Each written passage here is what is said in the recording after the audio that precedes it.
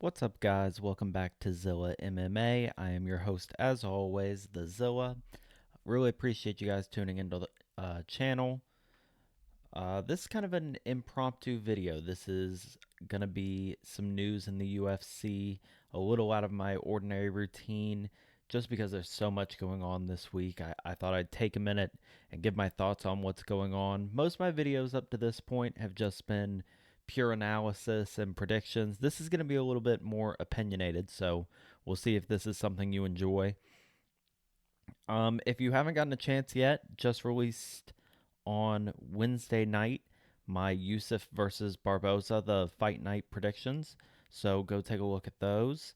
As always, appreciate the likes and subscribes. Had some comments on the last video. Really appreciate all of you who are showing love to the channel. We definitely want to keep growing it. So everyone who can like, subscribe, share the video with your friends, it's really appreciated. So we'll go ahead and get into a little of this news here. The first thing I want to cover, and I'm going to be pretty brief with this section just because I think there's still a lot to be seen with this. And that's going to be regarding the relationship between the UFC and USADA.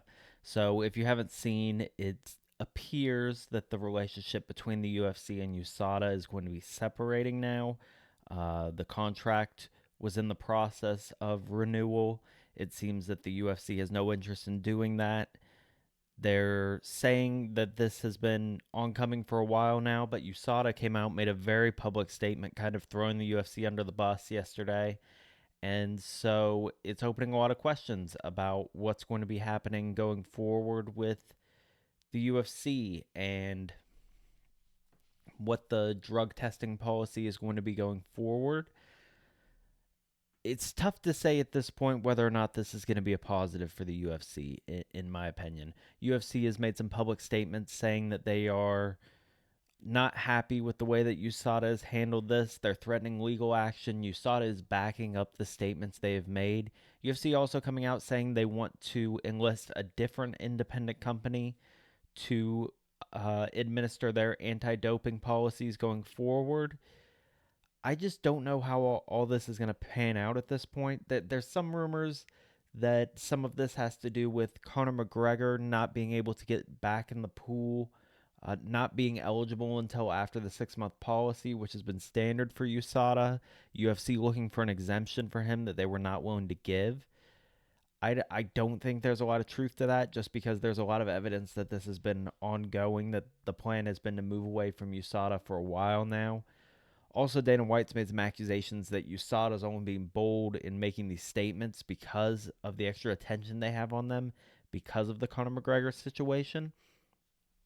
Look, there's clearly problems with USADA. I mean, there's no question about that.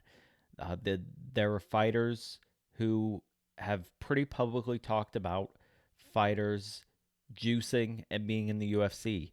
A lot of them say everyone is juicing in some form or fashion. And then USADA picks and chooses who they want to administer tests to, when they want to do it, interrupting fighters when they're trying to prepare for fights. It's become kind of an issue. It seems somewhat political to some degree. I'm really not sure how all this is going to pan out, though. It's a very interesting story. Obviously, all the jokes going around about everyone getting back in who can now use PEDs. Uh, Everyone talking about Overeem has been a character that a lot of people said, man, what we could have seen if he had been able to juice the way he had been in the past. But yeah, I'm not really sure. I don't think we're gonna know anything until we know what the UFC's plans are going forward, whether this is gonna be a positive or negative for the sport. I definitely am not really interested personally in seeing a free for all where fighters can use whatever supplements they want to. But I don't know what the best path going forward is at this point. I think we're gonna need more details. And so, for those reasons, that's about all I'm going to cover regarding that for now. If any other information comes out, I'll be sure to bring that to your attention either here or via my YouTube channel. But the thing I really want to talk about is obviously the fights on UFC 294. We've had two really big changes on this card. We'll start with the main event, which was supposed to be Islam Makhachev versus Charles Oliveira. Oliveira obviously got that bad cut in camp about 2 weeks out from the fight.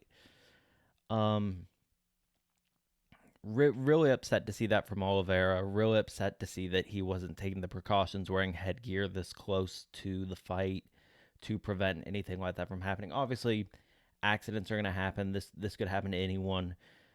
Just really unfortunate though, because I was really looking forward to someone fighting Makachev who has felt his strength, who can get in there for a second time off a full camp, preparing for Makachev, and see what they can do against him.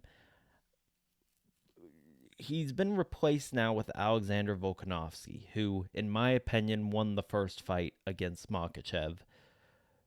But the difficulty is here. I don't know if Volk has been preparing for this. I don't know if he's ready to be at this weight. I don't know if he's been in camp. I've heard mixed things. He's saying that he's been prepared, he's been ready, he's going to come in at the weight he needs to come in at. But I'm a little concerned. Obviously, he is at a size disadvantage. I would want him to have a full camp coming into his second shot against Makachev. I think he can beat him. I think he learned a lot in the first fight. But without a full camp to prepare, I don't know if we'll get him at his absolute best. And I don't really see a path to him anytime soon getting a third fight if he loses this one. So this is, I guess, making the best of a bad situation, in my opinion. I'm a big Volkanovski fan. I would love to see him win this fight. I just really would have liked to see this out of a full camp after Oliveira had gotten his shot. Even if Oliveira had won, seeing Oliveira fight Volkanovski would have been really cool. But unfortunately, this is the situation we're in. Very similar situation in the co-main event with Paulo Costa getting surgery just a couple weeks ago on his elbow. Um, and so he will no longer be fighting Kazmat Chimaev, and they will bring in Kamaru Usman. This fight I have a pretty big problem with, and I'll tell you why. Um, Dana White has already promised the next title fight to the winner of this fight. And that's just insane to me. I don't understand how either of these guys deserve a shot at Sean Strickland before Dricus du Plessis, or even Israel Adesanya for that matter. I didn't want to see the rematch with Izzy.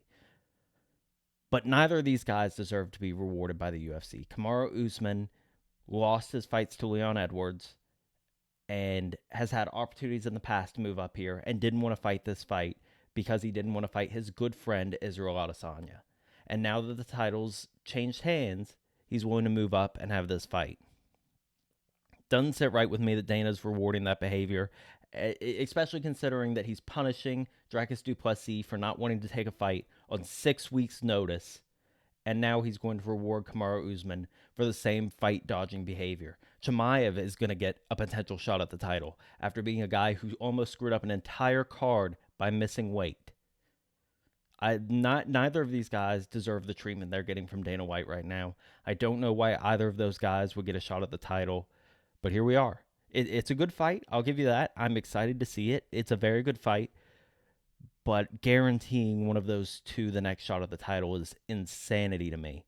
The only positive coming out of it, maybe that means we're going to get to see Izzy versus du Plessis now, which is something that a lot of people are excited about, and I would love to see that fight.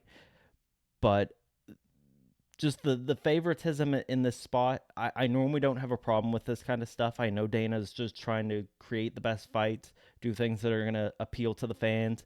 And maybe this is the only way he could get Usman to step in and fight in this spot. That's probably the situation. He had to offer this. Costa's obviously had that issue with his elbow for a while now. Maybe they've been trying to rebook this for a while, and maybe this is the circumstances that they had to do if they wanted to fill this fight. But this whole situation just doesn't sit right with me. Hopefully it's a good card though. I'm looking forward to the card. I will definitely be breaking it down here on the channel. Watch out for any other videos. We're considering doing a live stream this week for the fight night, so that would be something fun if I can get that going. But again, I really appreciate all the viewership we've gotten.